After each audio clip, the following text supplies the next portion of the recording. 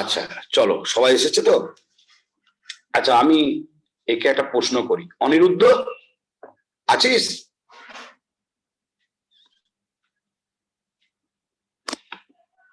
আচ্ছা ভৌমিক আছিস? ভৌমিক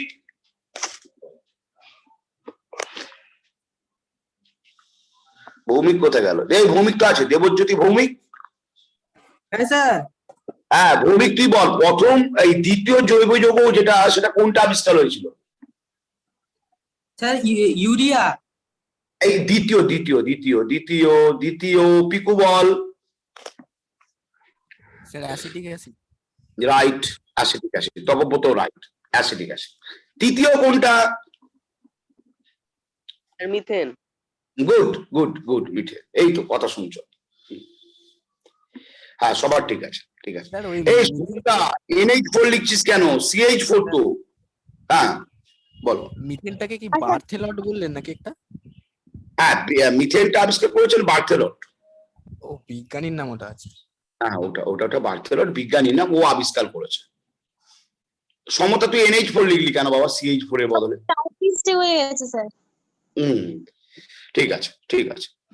আচ্ছা এবার শোনো, তাহলে এখন যদি কি আমার প্রশ্ন করে অর্গানিক কম্পাউন্ড কারা, আমি বলবো যে যৌগগুলোর মেন উপাদান হচ্ছে কার্বন, যে যৌগগুলোর মেন উপাদান হচ্ছে কার্বন,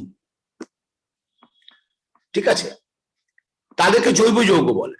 যাতে কার্বন আছে তাদেরকে জৈব যৌগ বলে, কিছু ব্যতিক্রম ছাড়া। কি সেটা? যেমন CO। স্যার আমার অ্যান্সার ঠিক ছিল? হ্যাঁ দেবজি তুই কি বলেছিলি? হ্যাঁ তুই তো ঠিকই বলেছিলি, তুই তো অ্যাসিডিক অ্যাসিড বললি বোধ হয় নাকি? না না স্যার, ওটা আমি বললাম। ও ওটা অ্যাসিডিক অ্যাসিড বলেছিল, ওই ইউরিয়া প্রথম যৌগ। তারপর তো দ্বিতীয় হলো অ্যাসিডিক অ্যাসিড, তৃতীয় হলো মিথেন। তাহলে এখন শোনো, এবারে এখন যদি কেউ প্রশ্ন করে জৈব যৌগ কারা, তুই বলবে যে যৌগগুলোর মেন উপাদান হচ্ছে কার্বন, কিছু ব্যতিক্রম ছাড়া।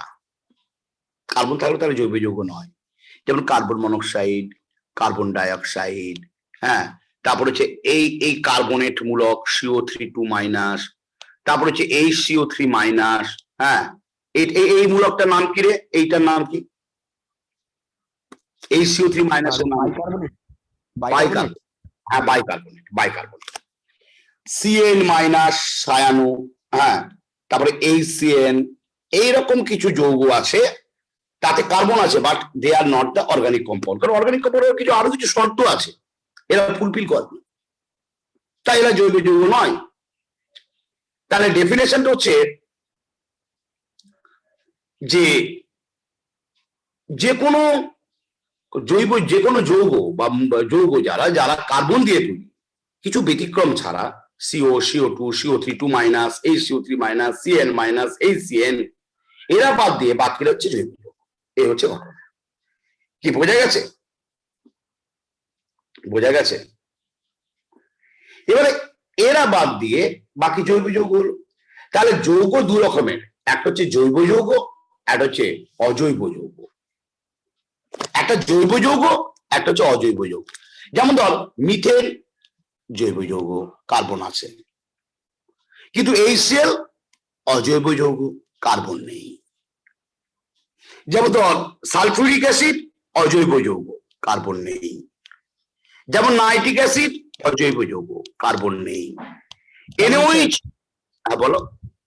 যেগুলো ব্যতিক্রম বললেন সেগুলো অজৈব যৌগ। হ্যাঁ সেগুলো অজৈব যৌগ, সেগুলো অজৈব যৌগ। NaOH, যেমন ধরো তোমার ব্যতিক্রমের মধ্যে বলেছি যেটা, সেটা দেখো ক্যালসিয়াম কার্বনেট, এ তো কার্বনেট আছে তাই না? এখানে কার্বন আছে, বাট এটা কি কার্বনেট, ব্যতিক্রমের মধ্যে পড়েছিল, তাই না? তাই না? হ্যাঁ। তাহলে এটা জৈব যৌগ নয়, এরা অজৈব যৌগ, ইনঅর্গানিক কম্পাউন্ড। কিন্তু এই জৈব যৌগ অজৈব যৌগের মধ্যে তফাৎ কি? চলো দেখে নিই একটু আমরা। একটা তো তোমরা বলবেই স্যার, স্যার 1 নম্বর তফাৎ জৈব যৌগ অজৈব যৌগের কি না, with respect to the carbon atom. মানে অর্গানিক কম্পাউন্ড মানে কার্বন থাকবে, এটা necessary element. Carbon is the necessary element in every organic compound. Carbon is the necessary element in every কি অর্গানিক কম্পাউন্ড। অর্গানিক কম্পাউন্ড হবে, carbon থাকবে না, হবে না। সোনার পাথর বাটি হবে না। ইনঅর্গানিক কম্পাউন্ড, কার্বনটা এসেনশিয়াল এলিমেন্ট নয়, থাকতেও পারে নাও পারে। হয়েছে। 2 নম্বর হচ্ছে জলের দ্রাব্যতা, এটাও তফাৎ হয়। আমরা দেখি অর্গানিক কম্পাউন্ড যারা, like methane, like ethane, they are insoluble in water. তাহলে যারা জৈব যৌগ হবে তারা জলে অদ্রাব্য হবে। কিছু ব্যতিক্রম আছে ভাই, কিছু ব্যতিক্রম আছে। কেন ব্যতিক্রম হয়? এই যে সকালবেলায় আজকে তুমি হাইড্রোজেন বন্ড করেছো, কিছু জৈব যৌগ আছে যারা জলের সঙ্গে হাইড্রোজেন বন্ড করতে পারে, লাইক মিথাইল অ্যালকোহল, এরা জলের সঙ্গে হাইড্রোজেন বন্ড করে, তাই এরা জলে দ্রাব্য। কিন্তু বেশিরভাগ অর্গানিক কম্পাউন্ড মানে তারা জলে অদ্রাব্য। ইনঅর্গানিক কম্পাউন্ড যারা, তারা জলে দ্রাব্য। তাহলে জৈব যৌগরা জলে অদ্রাব্য, অজৈব যৌগরা জলে দ্রাব্য। 3 নাম্বার, তাহলে কিসে দ্রাব্য ভাই জৈব যৌগরা? তারা এই যে জৈব যৌগরা, বেঞ্জিন, হ্যাঁ নীলাভ, বেঞ্জিন, বেঞ্জিন শুধু বেঞ্জিন তো হবেই, তাছাড়া যে কোনো অর্গানিক সলভেন্ট মানে জৈব যৌগ যদি দ্রাবক হিসেবে ব্যবহার করা হয়, কেরোসিন, হ্যাঁ কেরোসিন হবে Tapabrata, benzene, kerosene, chloroform, even alcohol, ethane নয়, রুদ্রনীল, ওটা ইথার হবে, ইথেন না, ইথেন দ্রাবক হিসেবে কাজ করে না, ওটা গ্যাস, ইথার হবে। পেট্রোল হবে, হবে সপ্তক, পেট্রোল হবে, পেট্রোল হবে। তাহলে এই পেট্রোল তুমি যে বলছো, এই যে ডিজেল বলছো, এই যে কেরোসিন বলছো, ওটা তো জৈব যৌগ। তাহলে জৈব যৌগগুলো জৈব যৌগে দ্রাব্য, কিন্তু অজৈব যৌগগুলো জৈব যৌগে দ্রাব্য হয় না। আমি রুদ্রনীলটাকে অপোজ করলাম, কারণ রুদ্রনীল যেটা বলেছিল ইথেন, ওটা গ্যাস, ওটা তো দ্রাবক নয়, সলভেন্ট কি করে হবে, ও তো তরল নয়, ওই জন্য অপোজ করেছি। কিন্তু অর্গানিক কম্পাউন্ড যারা আছে তারা অর্গানিক সলভেন্টে ডিজলভ হয়, ইনঅর্গানিকরা কিন্তু অর্গানিক সলভেন্টে ডিজলভ হয় না। সেটা তুমি অর্গানিক সলভেন্ট মানে বেঞ্জিন হতে পারে, কেরোসিন হতে পারে, পেট্রোল হতে পারে, ডিজেল হতে পারে, ক্লোরোফর্ম হতে পারে, ইথার হতে পারে, সবই হতে পারে। নেক্সট, পোলার সলভেন্ট। পোলার সলভেন্টে কারা ডাল দ্রাব্য? শ্রুতি তুমি কি বলছো? পোলার সলভেন্টে কারা দ্রাব্য? এই পোলার কথাটা বললে, পোলার সলভেন্টে কারা দ্রাব্য, তুমি কি বলতে চাইছো বলো?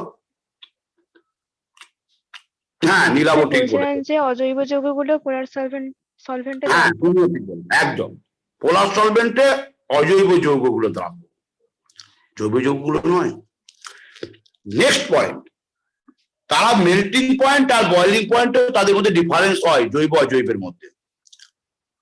কিরকম? জৈব যৌগের মেল্টিং পয়েন্ট বয়লিং পয়েন্ট কম, আর অজৈব যৌগের মেল্টিং বয়লিং পয়েন্ট বেশি। কেন? অজৈব যৌগ মানে নর্মালি আমরা দেখি ক্যাটায়ন অ্যানায়নের সমাহার, তাহলে ক্যাটায়ন অ্যানায়ন থাকে, আয়নিক ক্রিস্টাল করে থাকে, আয়নিক ল্যাটিস গঠন করে, স্বাভাবিকভাবে তাদের অনেক অণু একত্রিত থাকে, তাদের কি হয়, মেল্টিং পয়েন্ট বয়লিং পয়েন্ট বেশি হয়, অজৈব যৌগের বেশি হয়, জৈব যৌগের কম হয়।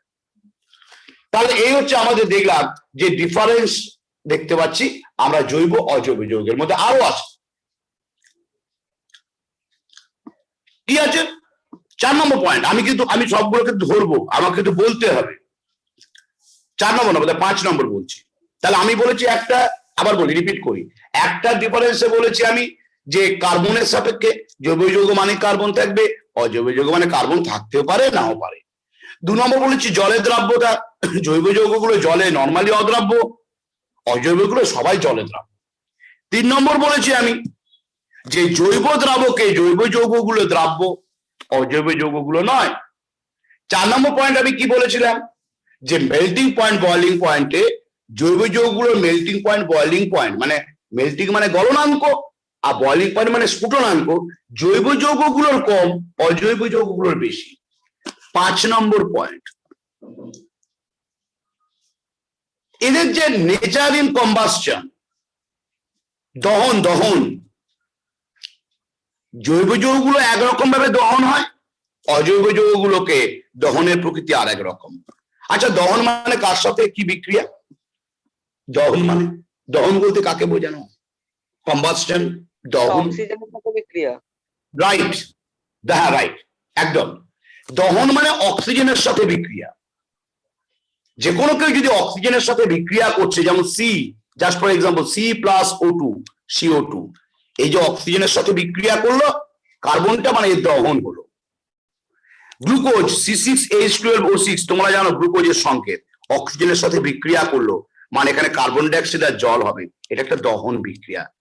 হ্যাঁ, দহন CO2 হবে। নিলাবো প্রথমে CO করে, যদি অক্সিজেন কম নাও তখন কার্বন মনোক্সাইড করবে, কিন্তু কার্বন ডাইঅক্সাইডটা সরি যদি অক্সিজেনটা কম নাও তখন কার্বন মনোক্সাইড করে, নিলাবো।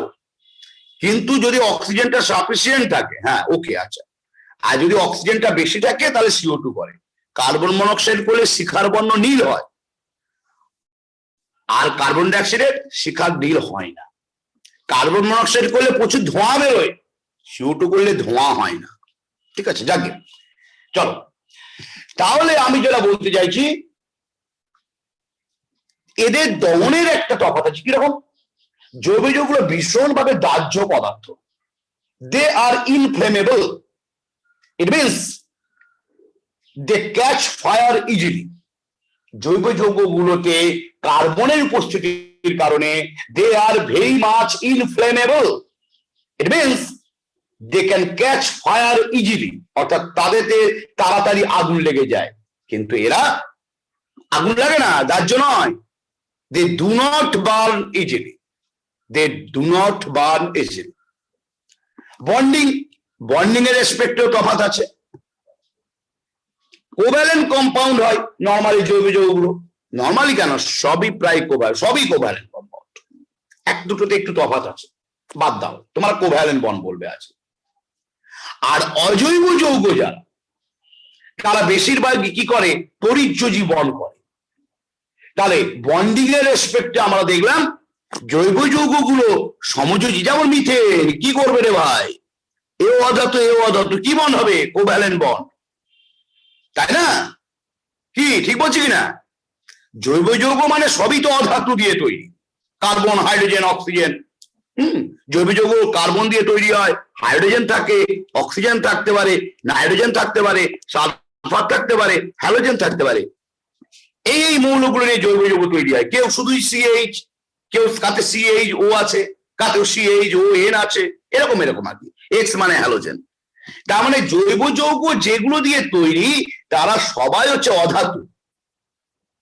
আর তাহলে কি বন্ড হবে, সপ্তক, কি বন্ড হবে? অধাতু দিয়ে বন্ড। হ্যাঁ বল, কি বল? সমযোজী, রাইট, কোভ্যালেন্ট বন্ড বা সমযোজী বন্ড।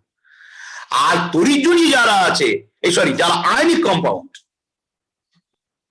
যারা ইনঅর্গানিক কম্পাউন্ড, তারা হচ্ছে বেশিরভাগই আয়নিক বন্ড থাকে, যেমন NaCl, KCl, এগুলো তড়িৎযোজী বন্ড থাকে। যদি HCl ও অজৈব যৌগ, কিন্তু এতে সমযোজী বন্ড আছে, কিছু ব্যতিক্রম। কিন্তু আমি কি বলেছি, most of them form ionic bond, most of them, আমি বলিনি অল, বলিনি, most of the inorganic compound have ionic bond inside them. ঠিক আছে, কন্ডাক্টিভিটি বলো, কন্ডাক্টিভিটি কি হওয়া উচিত? আমাকে কে উত্তর দেবে? আমাকে গুড়িয়া বলবে। গুড়িয়া বলো, তড়িৎযোজী যৌগ, জৈব যৌগ আর অজৈব যৌগের তড়িৎ পরিবাহিতাতে কি তফাৎ থাকবে? গুড়িয়া কুমার আছে? উইকেট পড়ে গেছে এতজনের, আমি বলবো। তুমি কে বলবে? সপ্তক বল বল বল বল বল। বলছি অজৈব যৌগগুলো তড়িৎ পরিবহন করবে আর জৈবগুলো তড়িৎ পরিবহন করবে না। জৈব যৌগ কি, আরেকবার বল। জৈব যৌগগুলো তড়িৎ পরিবহন করবে না। একদম একদম একদম একদম। কেন করবে না? কেন করবে না? স্যার কারণ ওরা বলো বলো, শুনতে পেলাম না। আয়নীয় বন্ড নয় বলে তো। হ্যাঁ, একটু আরো ভালো করে ক্লিয়ার করে বললে ভালো হয়।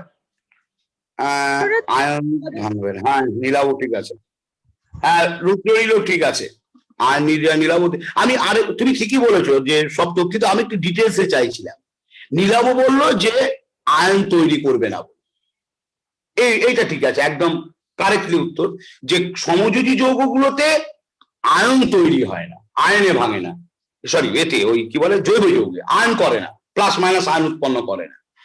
কিন্তু তড়িৎযোজী যৌগতে কি হয়, সরি ইনঅর্গানিক কম্পাউন্ডে কি হয়, আয়ন তৈরি করে। এই একদম তোমারটা ভুল নয়, এটা ডাইরেক্ট হিট করতে হবে, যে কোনো প্রশ্ন না করতে পারে, কেন বলতো, কি বলতো, অমুক কেন, তমুক কেন, কি জৈব যৌগ আয়ন করে না স্যার, তাই তড়িৎ বহন করে না। অজৈব যৌগ আয়ন করে স্যার, তাই তড়িৎ পরিবহন করে। গুড। আচ্ছা, এবার হচ্ছে আইসোমারিজম। হ্যাঁ, এই জায়গাটা কিন্তু বাবা তোমরা জানো না কেউ। আইসোমারিজম, আমি একদম শিওর এই ওয়ার্ডটা এর আগে শোনোনি। শুনেছ কেউ? শুনেছ কেউ? আইসোমারিজম সমবায়তা।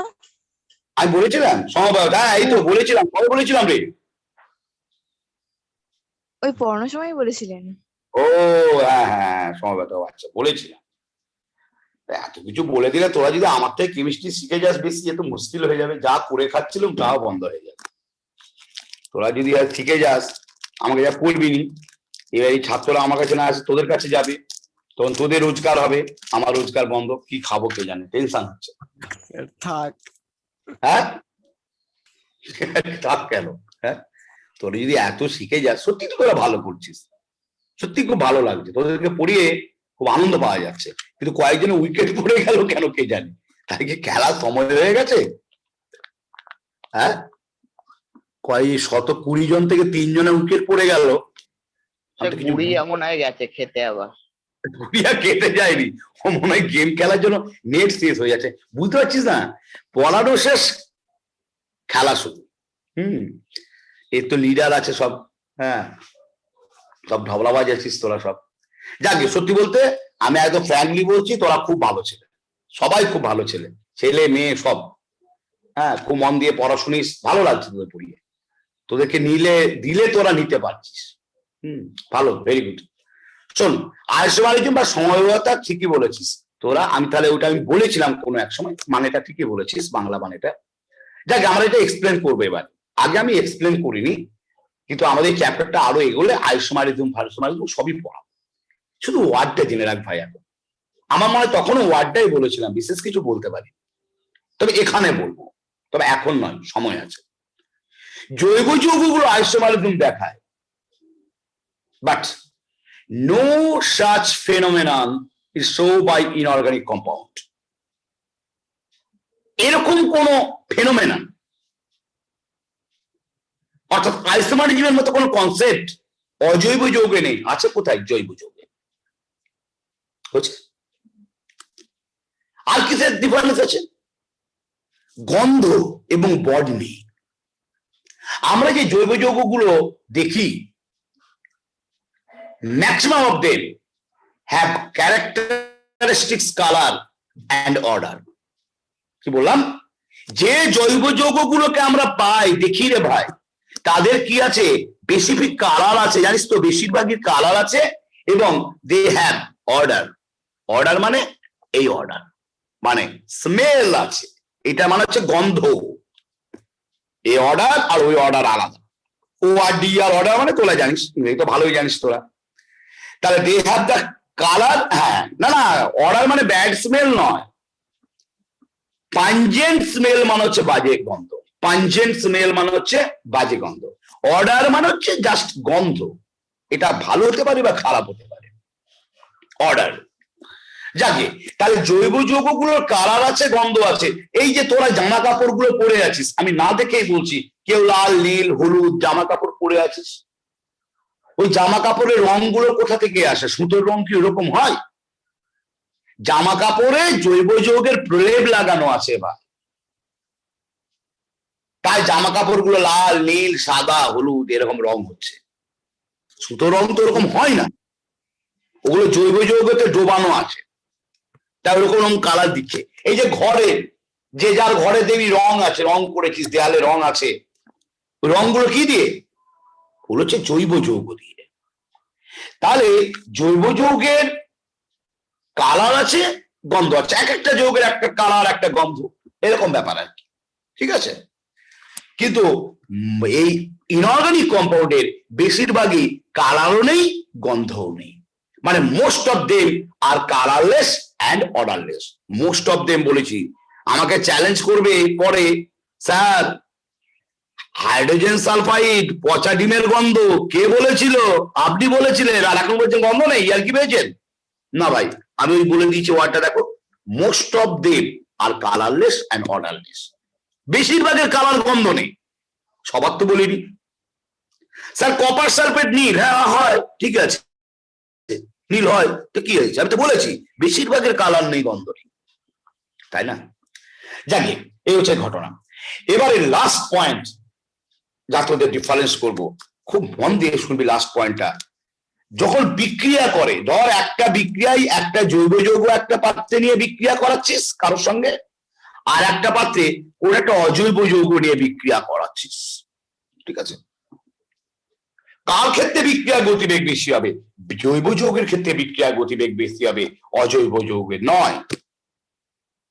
ভুল, জৈব যৌগের কম হবে আর অজৈব যৌগের কি হবে?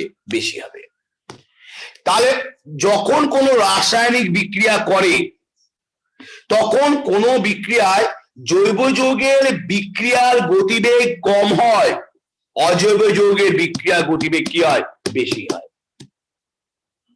কেন? কে বলতে পারবি? কে বলতে পারবি? আমি বললাম এর বিক্রিয়ার গতিবেগ মন্থর, স্লো। জৈব যৌগ ধীরে ধীরে বিক্রিয়া করে, আর এর বিক্রিয়া গতিবেগ ফাস্ট। কেন? স্যার কেননা জৈব যৌগগুলো সমযোজী প্রকৃতির হয়। হ্যাঁ, তাহলে ওই বলেছি ওইভাবে নয়, আমি কি বলেছি? Direct hit. তুই যখনই এটা বলবি, আমি বলি তাতে কি হয়েছে, কেন, কি জন্য, আমাকে প্রশ্ন করার সুযোগ দেওয়া যাবে না। এক্সপ্লেন করবে, একদম হাটে যেয়ে লাগবে, কেন্দ্রে যেয়ে লাগবে, কে প্রশ্ন করবে না যে কেন বলো তো, কেন তুমি এটা বলছো, এই প্রশ্নটা করার সুযোগ দেওয়া যাবে না। বলো এবারে তুমি। আমি ভুল বলবো, আমি বলছি না ভুল, কিন্তু তুমি উত্তরটা দিলে একটা প্রশ্ন কিন্তু প্যারালালি উঠে আসবে, কেন সমযোজী বলে কেন বিক্রিয়া বন্ধর, এটা কিন্তু উঠে আসবে। বলো। আচ্ছা নীলাভ বলো যে কেন জৈব যৌগের বিক্রিয়া গতিবেগ মন্থর, অজৈব যৌগের ফাস্ট? আপনি কি এটা কাইনেট হিট নাকি এটা বললেন? আমি বলছি যে না, এটা বলছি জৈব যৌগের বিক্রিয়া গতিবেগ ধীরে হয়, অজৈব যৌগ দ্রুত গতিতে বিক্রিয়া করে। কেন? কারণ বল। নীলাভকে বলছি, বল। কারণ জৈব যৌগগুলো সেটা জলে কম দ্রবীভূত হয়, দ্রবীভূত হলে তারা কি করে আয়নে ভাঙতে দেরি করে। হ্যাঁ, আর এটা তৈজীয় যৌগ, এখানে কি তারা আয়নে ভেঙে যায়, জল দ্রবীভূত হয় তাড়াতাড়ি। হ্যাঁ, ক্লিয়ার হয়েছে, খারাপ হয়নি। আমি এবারে বলে দিই, ভালো করে বলি। হ্যাঁ ঠিকই আছে, খুব একটা ভুল হয়নি। আমি একটা কথা বলি, শোনো।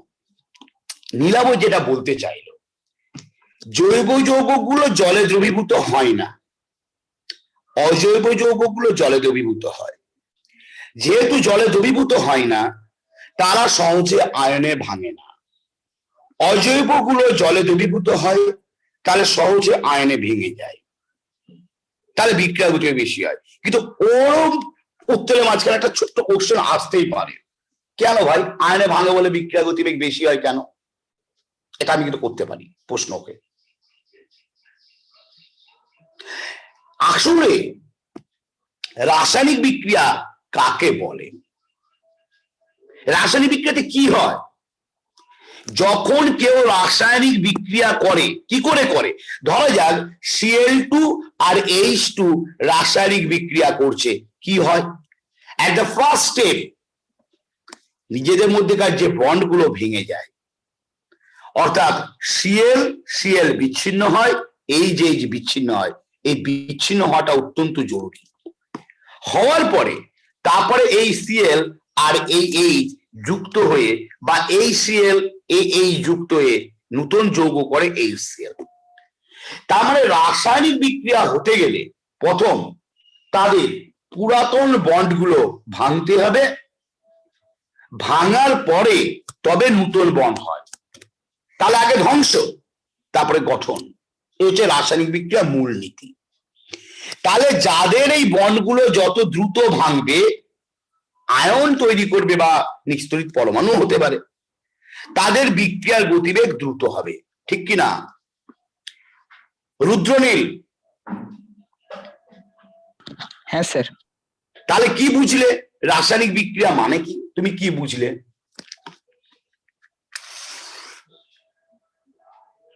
স্যার আরেকবার বলতে হবে। আমি অঙ্কনকে জিজ্ঞাসা করছি আগে, অঙ্কন তুমি কি বুঝলে?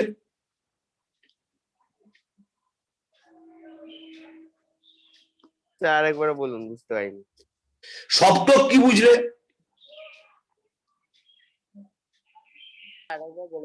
আরেকবার বলবো। আচ্ছা, শ্রুতি কি বুঝলে?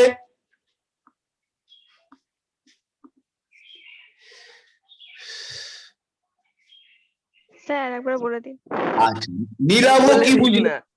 দাঁড়াও দাঁড়াও দাঁড়াও, কে কে শোনোনি আমি দেখি আগে, তোমরা জিজ্ঞাসা করোনি কেন আমায়? আমি প্রশ্ন করতে বলছি, আরেকবার বলুন না স্যার, তাহলে এটা না বোঝা হয়নি স্যার। আচ্ছা, আমি এবার নীলাভকে জিজ্ঞাসা, নীলাভ তুমি কি বুঝলে?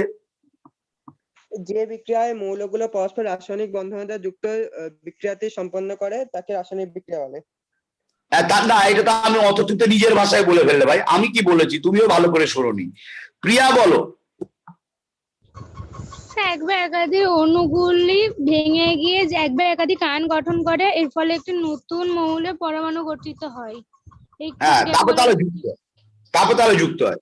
প্রিয়া আংশিক শুনেছে।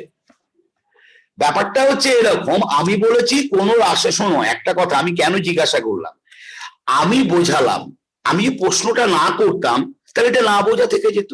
হতে পারে অনেকক্ষণ চলছে বলে তোমাদের মধ্যে একটু ভালো লাগছে না, এরকম হতে পারে, অনেকক্ষণ চললে মাথায় লাগে, এরকম ব্যাপার ট্যাপার হয়, তো শোনোনি ওই জন্য।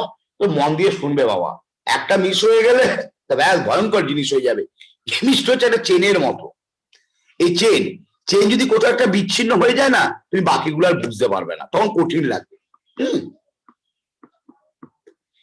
সবাইকে বলছি মন দিয়ে শুনবে, কোনোভাবে মানসিক চাঞ্চল্য যেন না আসে। আমাদের পরিশ্রম তো করতে হবে, না করলে আমরা রেজাল্ট করবো কি করে? অন্যদের থেকে একটু আলাদা না শিখলে আমাদের তো রেজাল্ট হবে না। আমরা কোথায় সে আমাদের যে লক্ষ্যে পৌঁছাতে পারবো না। সবার মতো যদি আমরা একই রকম চলি, তাহলে আমাদের স্বপ্ন কি করে ছোঁবো? আমার তো সিট লিমিটেড, আমার তো এই কটা সিট আছে, তার মধ্যে এতজন চান্স পাই, লাখ লাখ ছেলে ওই জায়গাটা জন্য টার্গেট করে রাতের ঘুম উজাড় করে তারা তাকিয়ে আছে যে ওখানে আমায় পৌঁছাতে হবে। ইঁদুর দৌড়, তোমার তাতে পার্টিসিপেট করতেই হবে, কিচ্ছু করার না। শোনো, আমি বলেছি রাসায়নিক বিক্রিয়া মানে পুরাতন যে বন্ড আছে সে বন্ডগুলোকে ভাঙতে হবে।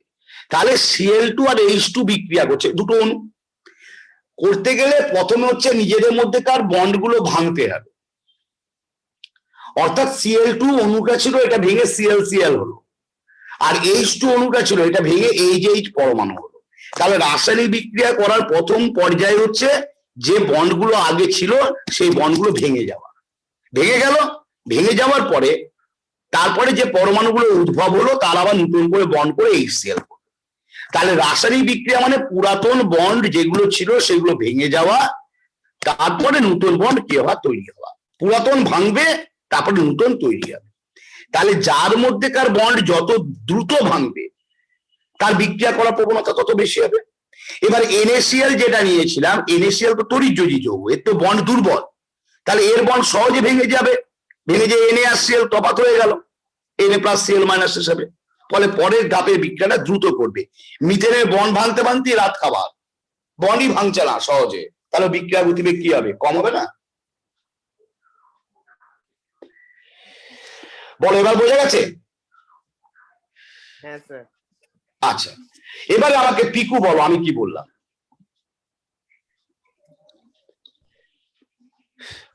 রাসায়নিক বিক্রিয়া মানে কি?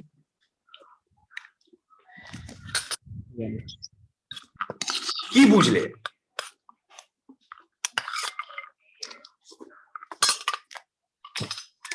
আবার বলবো? আমি একবার চেষ্টা করবো বলার। হ্যাঁ, করো না, করো, চেষ্টা করো। বলছি দুটো মৌলের যে পুরানো বন্ড সেইগুলো ভেঙে গিয়ে আবার নতুন বন্ড তৈরি হয়ে যৌগ গঠন করা। হ্যাঁ রাইট, একদম ঠিক বলেছো। মৌলের কেন বলবে, যে কোনো মৌল যৌগ যাই হোক হ্যাঁ তাদের মধ্যেকার যে বন্ডগুলো ছিল সে বন্ডগুলোকে আগে বিচ্ছিন্ন হতে হবে, তবে নতুন বন্ড। সব তো বুঝতে পেরেছো? হ্যাঁ স্যার, আচ্ছা, তোমার শরীর কেমন আছে এখন? ভালোই আছে। আচ্ছা ঠিক আছে, তাহলে কোনো অসুবিধা নেই তো? না আচ্ছা, এবার আমি কয়েকটা প্রশ্ন করি। এবার কয়েকটা প্রশ্ন আমি করতে চাইছি, দাঁড়া।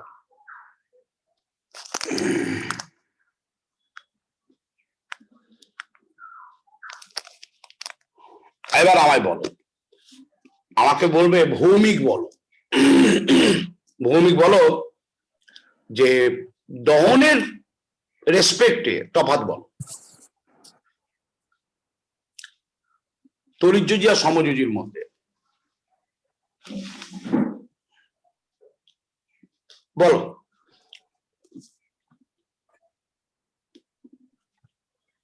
বাজানি বলো, দহনের রেসপেক্টে তফাৎ বলো, তড়িৎযোজী আর সমযোজী।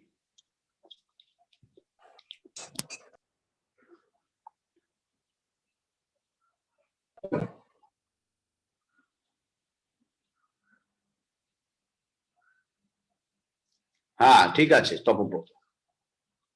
শ্রুতি দহন করে, দহন করে।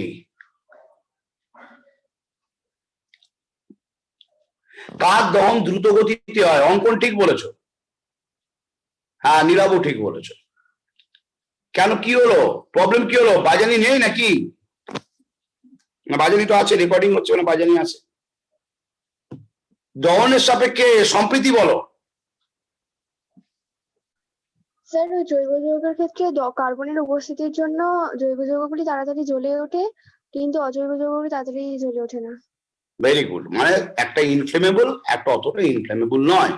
সমযোজী যৌগগুলো ইনফ্লেমেবল আর তড়িৎযোজী যৌগগুলো নয়, কারণ কার্বনের উপস্থিতি। আচ্ছা এবার বলো, আমাকে বলো, ওই কে বলবে? সিরিন বলো। সিরিন আছো?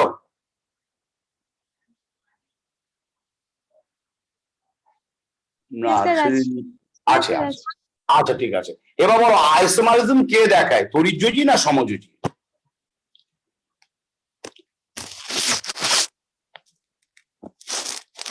sir, পারবো না। পারবে না, শুনতে হবে। অঙ্কন বলো।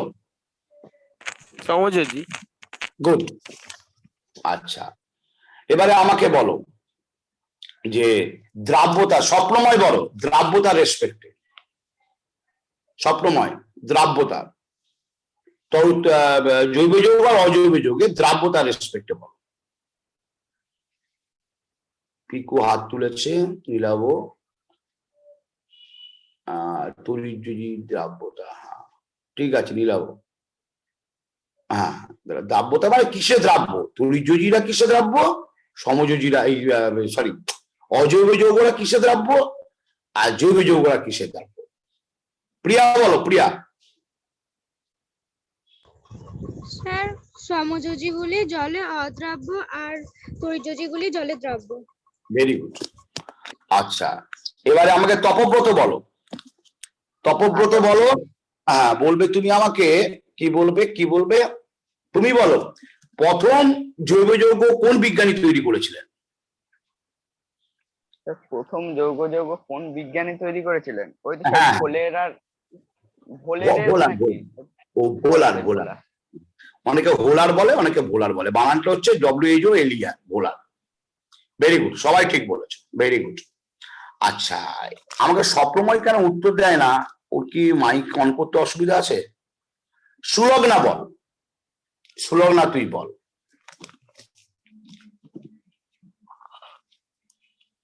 তুই বল ভাইটাল ফোর্স থিওরিটা কি?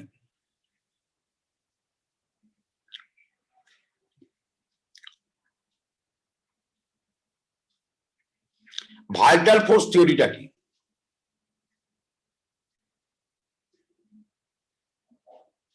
সুলগ্না ভাইটাল ফোর্স, হ্যাঁ বল। সমস্ত ওইগুলো মানে জীব জগৎ মানে উদ্ভিদ ও প্রাণী দেহের মধ্যে যে সমস্ত জৈব পদার্থগুলো পাওয়া যায়, মানে বল বল বল, এটা তো হচ্ছে না, এটা তো বলিনি আমি। শ্রুতি বল, শ্রুতি। স্যার জৈব যৌগগুলো যখন তৈরি হয় তখন ভাইটাল ফোর্স দিয়ে তৈরি করা হয়। ভাইটাল ফোর্সটা মানে কি?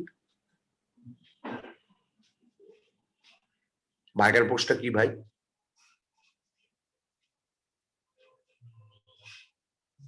নীলাভ বল, ভাইটাল ফোর্সটা কি? দৈব শক্তি। দৈব শক্তি। কোন দৈব শক্তির কারণে তৈরি হয়, আমরা ল্যাবে তৈরি করতে পারি না, এটা হচ্ছে ভাইটাল ফোর্স থিওরি ছিল। আচ্ছা, এবারে আমাকে কে বলবে দেখি, কে বলবে দেখবে দেখি, কে আছে কে আছে?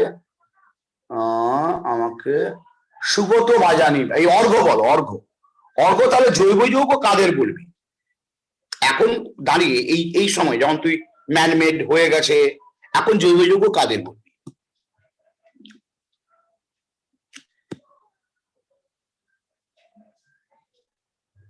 এখন জৈব যৌগের সংজ্ঞা কি হবে? এখনকার দিনে দাঁড়িয়ে জৈব যৌগের সংজ্ঞা কি হবে?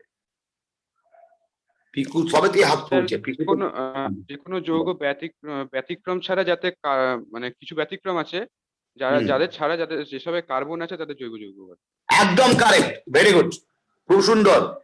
এই তো অর্ঘ ফর্মে ফিরছে। সপ্তক, তুমি একটা ব্যতিক্রম বলো।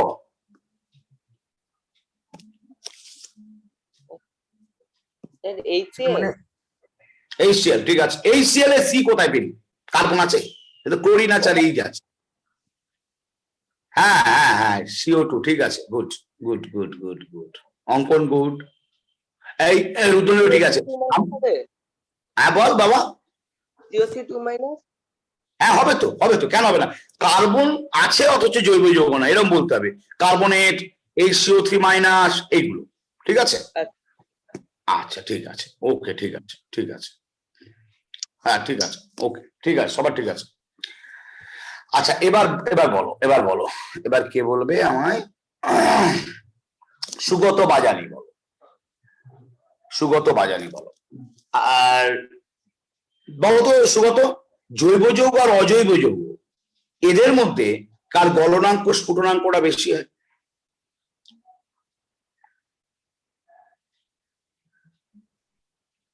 স্যার জৈব যৌগতে স্ফুটনাঙ্ক আর গলনাঙ্ক বেশি হয়। আচ্ছা দেখি কারা হাত তুলেছে, 4 জন হাত তুলেছে, দেখি দাঁড়াও, দেখি দাঁড়াও। প্রশ্নটা একবার বলুন। আমি বলছি জৈব যৌগ আর অজৈব যৌগের মধ্যে কার গলনাঙ্ক স্ফুটনাঙ্কটা বেশি হয়? আমাকে এ বলো, কে বলবে? স্বপ্নময় বলো, স্বপ্নময় বলো। অনেকে অজৈব যৌগের বেশি হয়। তাহলে এতক্ষণ পরে মাইক অন করেছে ব্যাটা, ঠিক আছে, ওকে ঠিক আছে, ভেরি গুড। আচ্ছা চলো এবার একটু পেছন থেকে 2-1টা কোশ্চেন ধরি, আজকে আমি আর এগোবো না, পেছন থেকে 2-1টা কোশ্চেন ধরি। আচ্ছা বলো, আমাকে কে বলবে? আমাকে রুদ্রনীল বলবে। রুদ্রনীল, আদর্শ গ্যাস কাদের বলে?